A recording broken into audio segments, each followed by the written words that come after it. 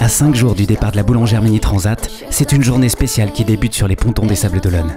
Today we go out, go for a little sail around and come back in. Do the parade. Beautiful French weather. Had my croissants this morning and lovely sunshine. Cette parade est l'occasion pour le public d'admirer cette flotte de 90 bateaux de 6,50 m dans la baie des Sables d'Olonne. Côté chiffres, la longueur de ces monocoques atypiques est devenue l'emblème d'une classe unique au monde. Et à travers l'histoire de la Mini Transat, un autre mythe s'est construit au fil du temps. Le numéro des Mini, fièrement affiché sur chaque étrave, tout au long de la vie du bateau. C'est le truc le plus important que même la marque de son bateau ou le modèle, le numéro, c'est vraiment ce que les gens retiennent et même à travers les âges quoi.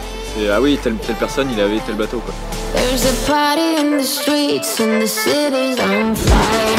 Même des gens qui naviguent plus en fait connaissent toujours d'anciens numéros. Moi qui suis pas mal intéressé en architecture navale, je connais en fait beaucoup de numéros, pas du tout de ma génération, tu vois. Donc c'est intéressant cette histoire qui se crée autour des numéros. Sur le principe, les plus petits chiffres sont portés par les plus anciens bateaux. Mais avec parfois la volonté d'un constructeur d'avoir un numéro porte-bonheur ou symbolique, il a fallu consolider ce principe de chronologie de numéros comme repère temporel tout en conservant sa magie.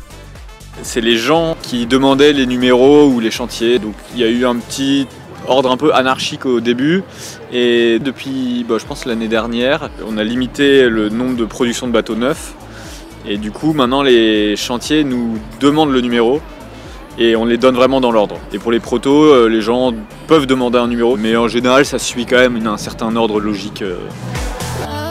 Comme j'ai eu la chance de construire le bateau, j'ai eu aussi l'opportunité de prendre le numéro que me proposait la classe. Ils m'en avaient proposé deux, le 1025 et le 1026. J'ai choisi le numéro de la date d'anniversaire de ma maman. C'est le hasard qui fait les choses, mais je l'ai saisi. Comme un symbole, sur cette Mini Transat, le plus ancien des Mini de la flotte est un prototype et le plus récent est un bateau de série. Deux catégories aux règles bien définies qui font l'objet d'un classement dédié sur toutes les courses.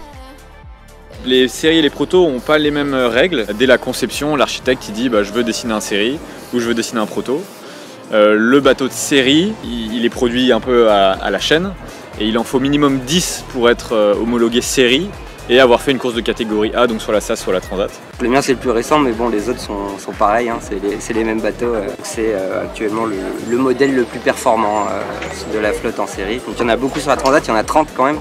En série, on se bat presque tous avec les mêmes armes. C'est pas le cas en proto, mais en même temps, il y a cet esprit de liberté, d'innovation et autres qui a permis plein d'innovations en classe mini et dans les autres classes. Et moi, cet état d'esprit, ça me fait bien kiffer. Il a 27 ans, c'est le plus vieux bateau de la flotte. Et il y a 4 bateaux dans l'histoire qui ont gagné 2 fois la Mini. Et quand il a été fabriqué, il avait 10 ans d'avance, il gagnait toutes les régates et il m'a fait rêver justement pendant une des Transats en 99. Je navigue sur le bateau de mes rêves quand j'avais 30 balais quoi. Je pense plus trop à ce qu'il a fait, j'essaye toujours de bien le régler. Mais c'est vrai que c'est sympa de s'allonger dedans et de savoir toute l'histoire qu'il a eue. Côté histoire, pas moins de 9 bateaux inscrits sur cette édition 2025 ont déjà gagné au moins une fois la Mini Transat.